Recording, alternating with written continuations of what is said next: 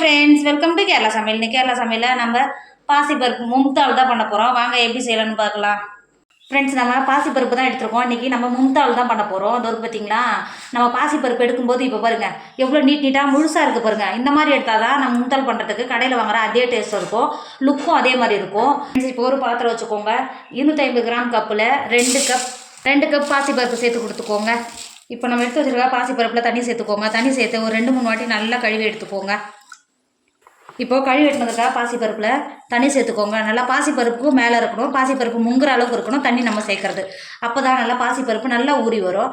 தண்ணி சேர்த்து கொடுத்துட்டு ஒரு 2 மணி நேரம் பாசிப்பருப்பு நல்லா ஊறி வரைக்கும் மூடி போட்டு ஒரு ஓரமாக மாற்றி வச்சுக்கோங்க. ஃப்ரெண்ட்ஸ், இப்போ பாருங்கள் 2 மணி நேரம் ஆகிடுச்சு.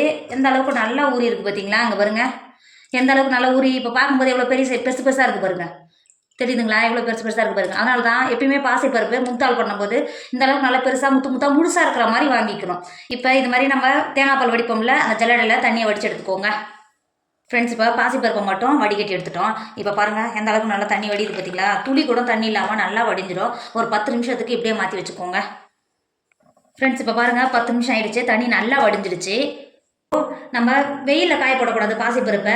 வீட்லேயே இது மாதிரி காட்டன் துணி ஒன்று இருந்தால் கீழே விரிச்சு போட்டுக்கோங்க. இப்போ நம்ம ஏற்கனவே வடிகட்டி எடுத்து வச்சுருக்கோம்ல பாசிப்பருப்பு, அதை இது மாதிரி உள்ள சேர்த்துக்கோங்க. நீங்கள் ஃபேன் காற்று கீழே போட்டிங்கனாவே ஒரு 10 நிமிஷத்துலேயே தண்ணி நல்லா வடிஞ்சிடும். நமக்கு தண்ணி மட்டும் வடிஞ்சு கையில் மட்டும்தான் ஒட்டாமல் இருக்கணும், மற்றபடி நல்லா காயணும்லாம் அவசியம் கிடையாது.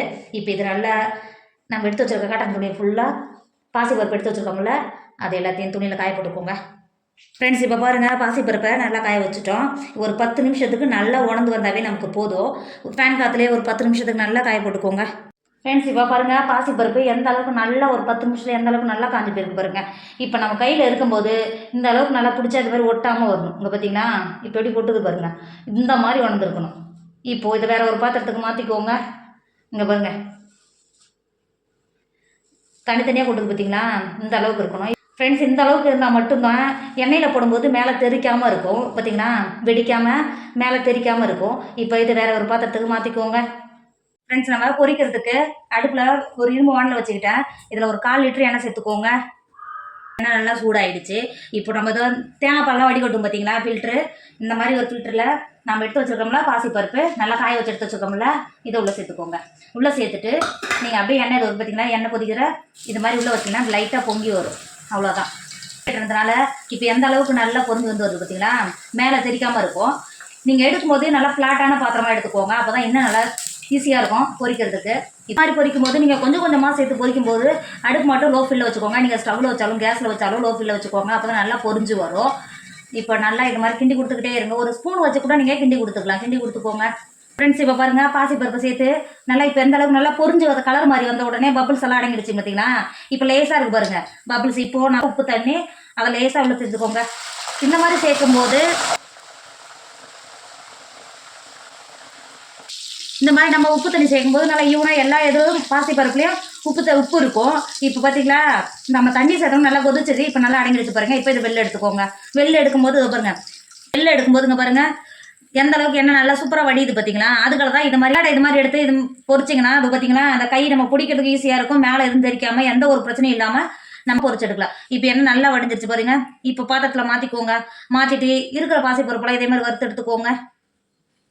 ஃப்ரெண்ட்ஸ், இப்போ பாருங்கள் நம்ம இருந்த பாசிப்பருப்பெல்லாம் நல்லா பொரிச்சு எடுத்துட்டோம். இப்போ பாருங்கள் இதை பிளேட்டுக்கு மாற்றிக்கோங்க. நம்ம இவ்வளோ பொரிச்சு எடுத்த பிறகும் எண்ணெய் கலர் எதுவும் மாறாமல் நான் சேர்த்த எண்ணெய் அப்படியே இருக்குது பார்த்தீங்களா? எண்ணெய் எதுவும் குடிக்கல. அந்த அளவுக்கு கரெக்டாக நம்ம காய வச்சு எடுத்தால் மட்டும்தான் எண்ணெய் குடிக்காமல் இருக்கும். இப்போ இதை பிளேட்டுக்கு மாற்றி கொடுத்துக்கோங்க. ஃப்ரெண்ட்ஸ், நம்மளோட மும்தால் சூப்பராக ரெடி ஆகிடுச்சு. இதோட டேஸ்ட் அந்த அளவுக்கு சூப்பராக இருக்கும். நீங்கள் இது மாதிரி 1 கிலோ 2 கிலோ வாங்கி வீட்லேயும் ஸ்டோர் பண்ணி வச்சிங்களா, குழந்தைங்க எப்போல்லாம் கேட்குறாங்களோ அப்போல்லாம் எடுத்து கொடுக்குறது கரெக்டாக இருக்கும். டேஸ்ட்டு கடையில் வாங்குறப்பல அதை விட நல்லா டேஸ்ட்டாக இருக்கும். டேஸ்ட்டு சூப்பராக இருக்கும். கண்டிப்பாக நீங்களும் ட்ரை பண்ணுங்கள். என்னோட வீடியோ உங்களுக்கு பிடிச்சிருந்தா உங்கள் ஃப்ரெண்டு உங்கள் ஃபேமிலிக்கு ஷேர் பண்ணுங்கள். மறக்காமல் கேரளா சமையலை சப்ஸ்கிரைப் பண்ணிக்கோங்க. எனக்கும் கொஞ்சம் சப்போர்ட் பண்ணுங்கள் ப்ளீஸ். தேங்க்யூ.